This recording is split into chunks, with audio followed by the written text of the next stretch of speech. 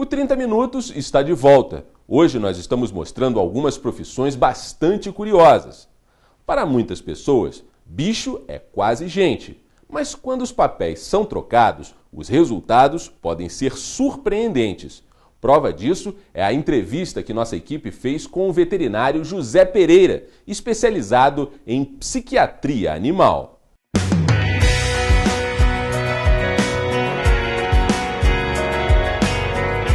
Veterinário há 40 anos, o Dr. José Pereira já perdeu a conta de quantos animais atendeu.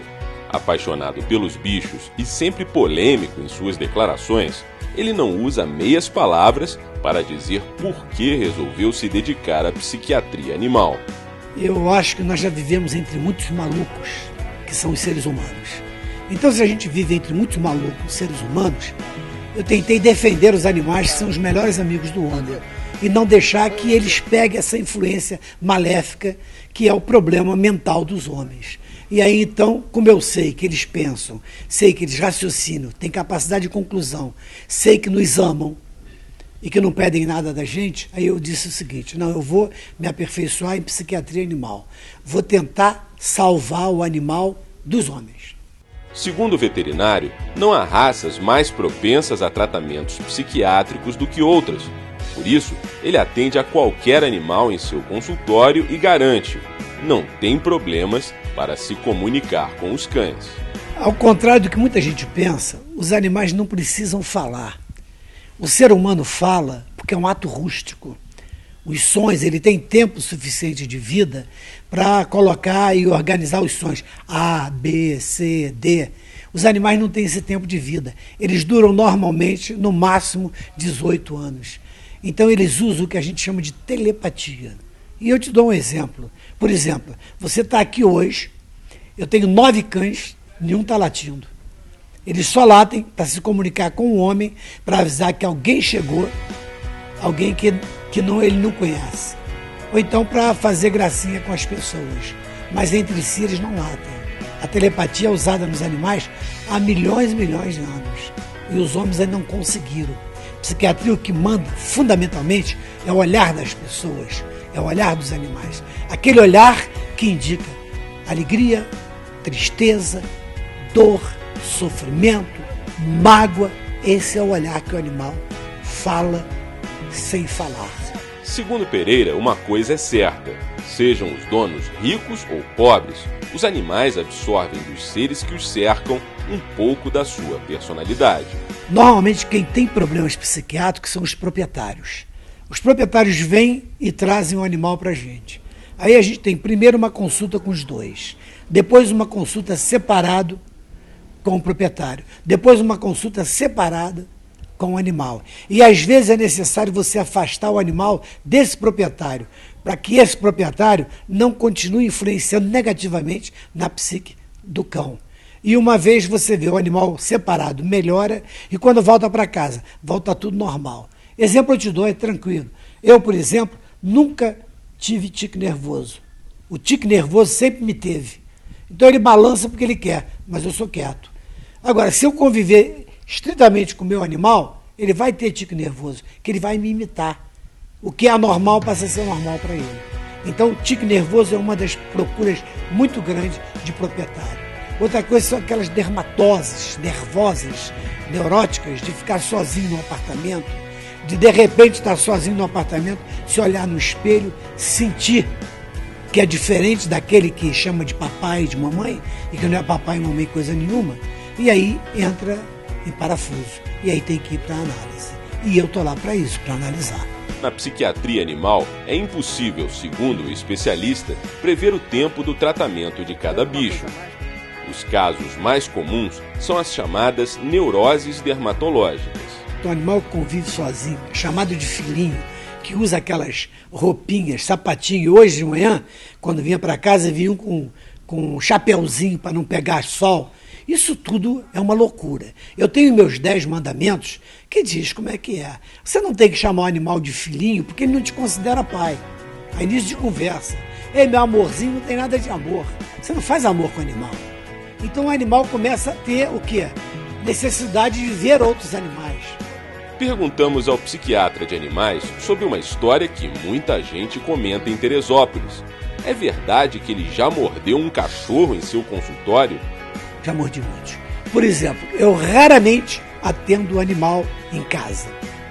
Porque em casa você vai atender um animal que já não bate bem da cabeça. Em casa ele vai vir morder você. E eu sou muito a favor da porradoterapia.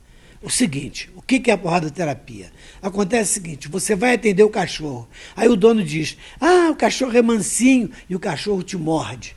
Na mesma hora eu mordo ele. Isso aconteceu na minha clínica muitos anos atrás, eu tenho 40 anos de clínica, há uns 35 anos atrás, eu cheguei na clínica, era ao lado da Taberna Alpina, e tinha muita gente na porta da clínica que um senhor levou um fila brasileiro para ser atendido por mim. E o fila brasileiro escapou da coleira, da guia, e se escondeu num banheiro. Só tinha um banheiro na minha clínica. E ninguém chegava para pegar, nem o dono. Aí o que eu fiz? Eu armei a posição de karatê, que naquela época eu lutava karatê e fiz uá! E o cachorro se apavorou, eu tampei com ele. Ele me mordeu, eu mordi. Aí o cachorro...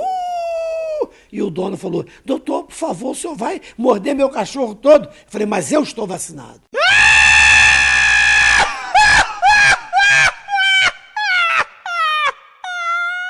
Mas afinal de contas, a psiquiatria animal pode ser considerada uma ciência? Ela é a ciência muito antes da psiquiatria humana. Tudo que se aprendeu, aliás, em medicina, aprende-se primeiro em veterinária.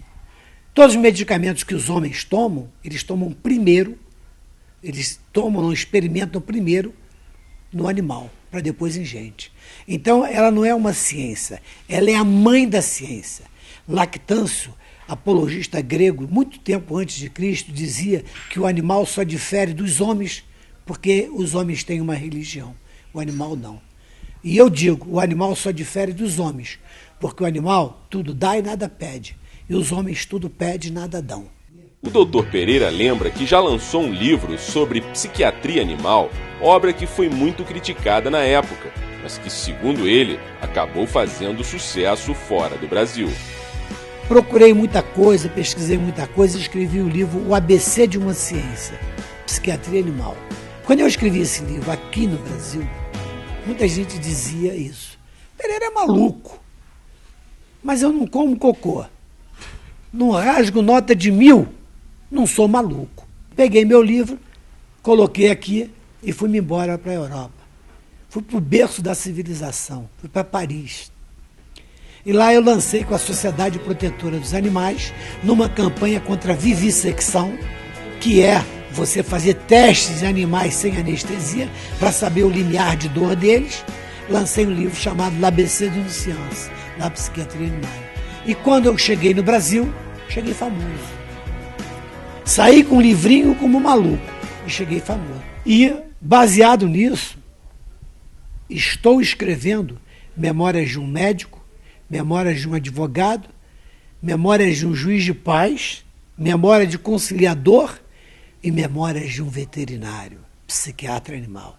Essa sim, vocês vão morrer de rir, porque vocês veem que tem muita gente maluca e muito cachorro dizendo, socorro, eu tenho que sair dessa.